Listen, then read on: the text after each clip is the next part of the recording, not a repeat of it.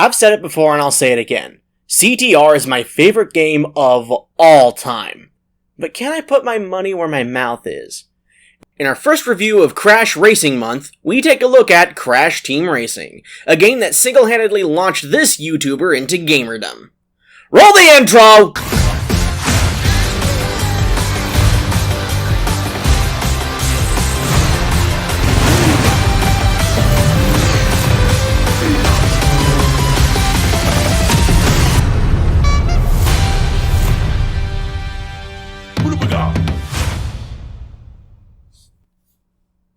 The year is 1998. Naughty Dog had just released Crash Bandicoot to critical and financial success and finished their 3-year game contract with Universal Interactive, which is a good thing. Development of Warped wasn't smooth, with Naughty Dog often having to set up their computers out in the hallways of Universal's offices due to Universal being angry about Naughty Dog not renewing their contract.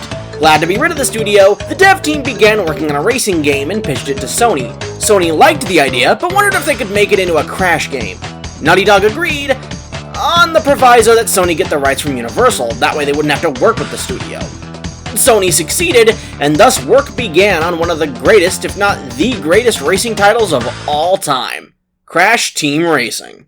Set to compete with the at-the-time 3-year-old Mario Kart 64 and the 2-year-old Diddy Kong Racing, Naughty Dog had a lot of work to do if they were going to take out these two kart racing giants on the Nintendo 64. And how did they do? Out of the car, fellas.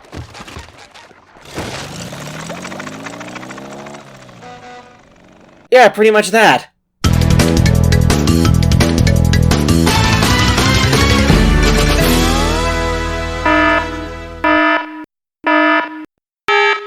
The story of CTR is a simple yet unique one. The people of Earth are holding a racing competition with trophies available to win on each track, when a mysterious voice fills the air telling the residents of Earth that he'd like to compete. We cut to space where the evil alien, Nitrous Oxide, spelled incorrectly for some reason, challenges the planet to a racing competition of his own he likes to call Survival of the Fastest, and explains that he'll challenge the champion of Earth to a race for the planet. And if he loses, he leaves no problem. But if he wins, the Earth gets turned into a concrete parking lot and Oxide enslaves everyone. If your driver wins, I'll leave your miserable little rock alone. But if I win, I'll turn your entire globe into a concrete parking lot and make you my slaves. Get ready to race for the fate of your planet. I want to talk about Oxide for two reasons. First, his design is fantastic. He looks sort of like a xenomorph crossed with your standard green alien, and I love how the exhaust pipes are coming out of his head like that. It makes me think that Gazmoxians are just super evolved cars. Like me! No, not like that! The second is his threat. In the previous Crash games, the goal was to stop Cortex from obtaining the means to take over the world, effectively stopping his plans before they begin. Here, it's implied that Oxide could, at any moment, on a whim, turn the planet into a parking lot and enslave everyone, and that it would be incredibly easy, and that the only thing stopping him is him giving the Earth a fair chance to defend itself by racing. There's even an unused voice line that references this. Think you can save your planet? Believe me, it's doomed. No one has ever beaten Oxide in a race, ever. Still, you savages amuse me, so a fair chance is in order. Bring 16 trophies to my spaceship, proving you are the world champion. Then will we race for the fate of your planet.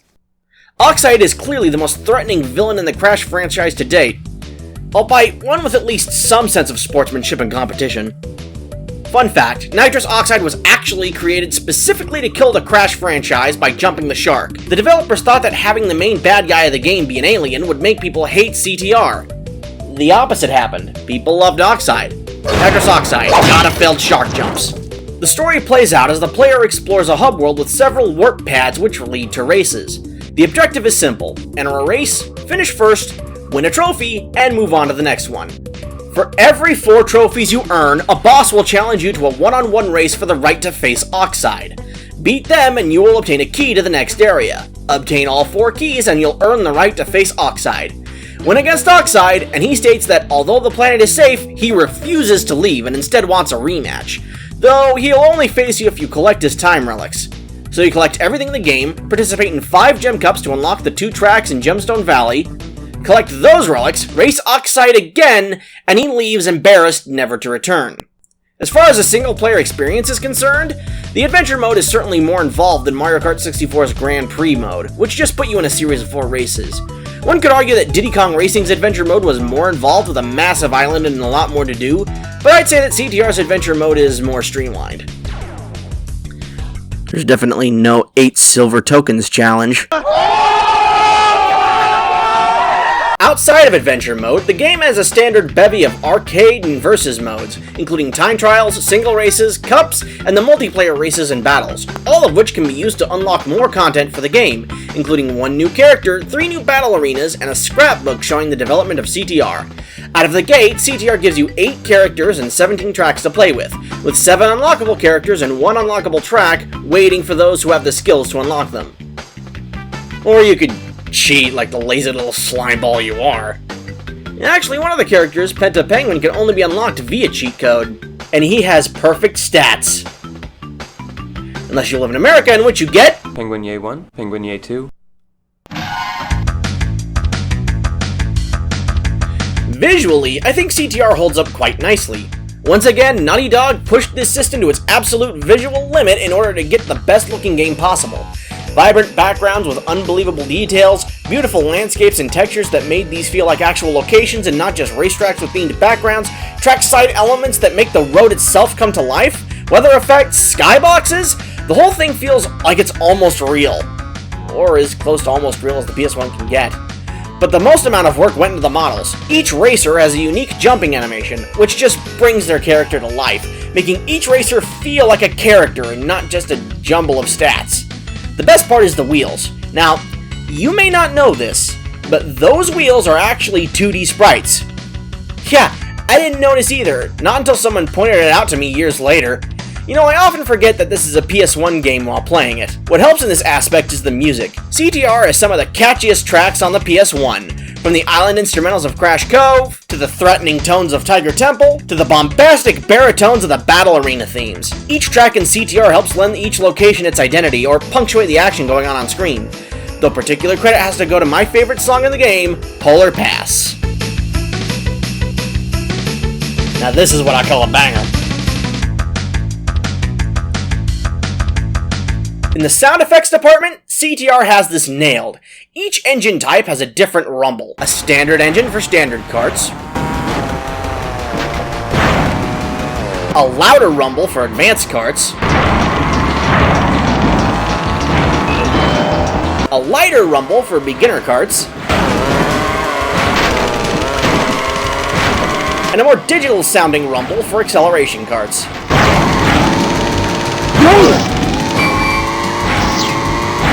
Not to mention all of the satisfying item sound effects. However, one of the best sounds ever is the combination of the roaring engine and the squeal of tires as you pull off the game's signature move, the Power Slide Boost.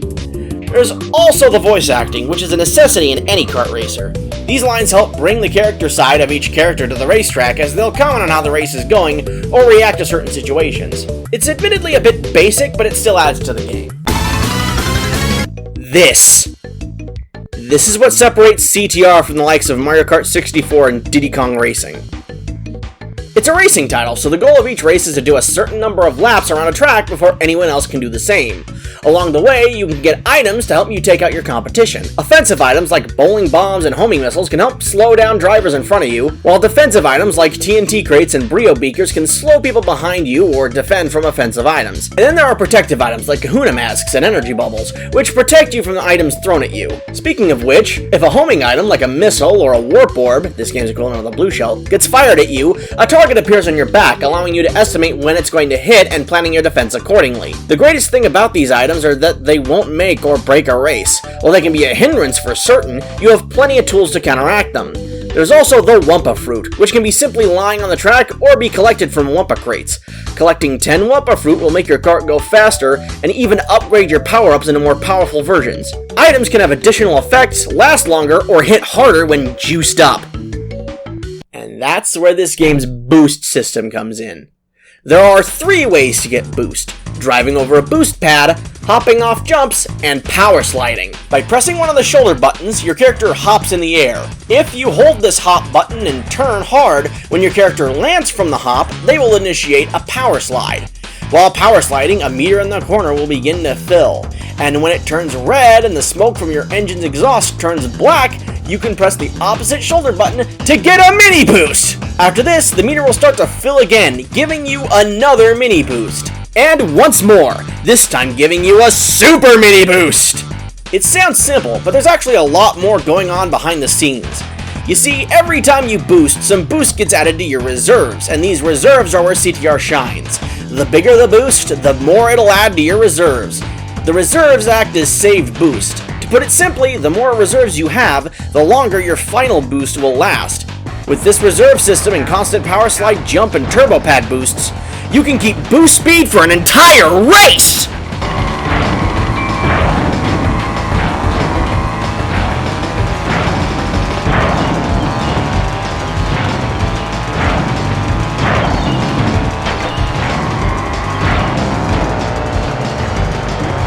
Boosting when you need to, and letting your reserves carry you through areas where boosting isn't possible. This allows CTR to go from a simple Mario Kart clone to an exceptional competitive racer, and allows you to reach speed that most kart racers wouldn't normally allow. I can't stress enough how good it feels to pull an entire lap with boost fire pouring out from your exhaust. When you're traveling down the track at high speed, boosting all the while, CTR settles into a sort of rhythm. I can't really explain it, but I leave every race satisfied with the driving that I've done, and that's CTR's secret. The simple act of driving in CTR is fun.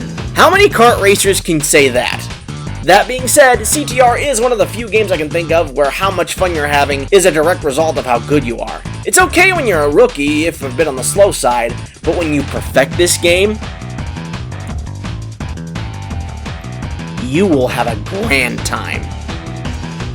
Complementing this boost system is the game's physics system. You can hop off of pretty much any hill in the game to get a jump, and combining this with how realistic the karts feel, and just how many shortcuts rely on the player finding a hill to jump over an obstacle, and you have a game whose physics engine can be used against itself. Hill approaching a fence or a cliff? Hop off it! You can most likely jump over it! Helping these fun gameplay mechanics are the well-designed tracks, which encourage the boost gameplay while at the same time throwing in some curveballs to disrupt the flow. My favorites include Sewer Speedway, a track with ample room to boost and a really difficult shortcut. Papu's Pyramid, a quick narrow angular section of track that gives way to a wide track with 2 turn-skipping shortcuts that feel really good to pull off. Blizzard Bluff, a track that presents us with ample chances to skip turns if you're good enough. Polar Pass, which has everything, from long sweeping curves to a cross section to a rapid jump U-turn section to a shortcut over the wall and a massive jump at the end. Tiny Arena, a throwback to BMX and motocross tracks with mud pits and plenty of chances to jump boost. Hot Air Skyway, a metal track suspended from blimps containing 2 colossal jumps. Oxide Station, a marathon of a track with low gravity sections. And Slide Coliseum, a flat track with some exploitable hills, but an excellent place to hone your power sliding skills. The adventure mode is pretty fun too, giving you a good place to practice in the hub world, and providing ample challenges for the experienced. Aside from the trophy races, you have the CTR challenges. Race along the track, collecting the letters C, T, and R, which are often hidden in various places, and come in first place to win a token. Collecting 4 tokens of a specific color will open up a gem cup. Win the gem cup to win a gem and unlock a character. You'll need to have all of these gems to unlock the final track, Turbo Track. And you also have relic races, a race against time to finish as fast as possible while breaking time crates to stop the clock. This is where the true challenge of CTR lies, and getting the platinum relic will test even the most seasoned CTR veteran. The boss races can be kind of lackluster as all they do is drop endless items in your way, but that's one tiny hiccup in this grand race. You can also participate in crystal collecting challenges in the battle arenas to collect the purple tokens for the final gem cup in which you race against the bosses to unlock Fake Crash. They're there. I don't really have anything to say about them.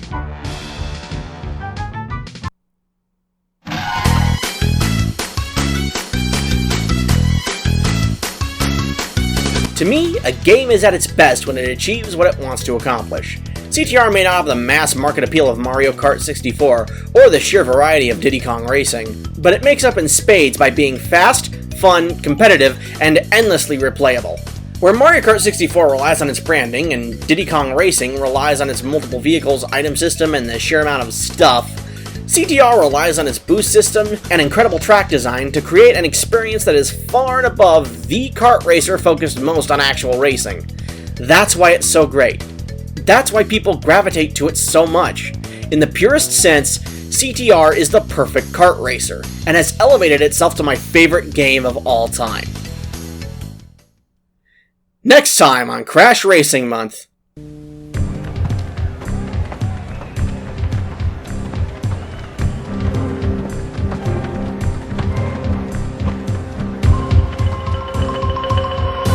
Do you accept my challenge?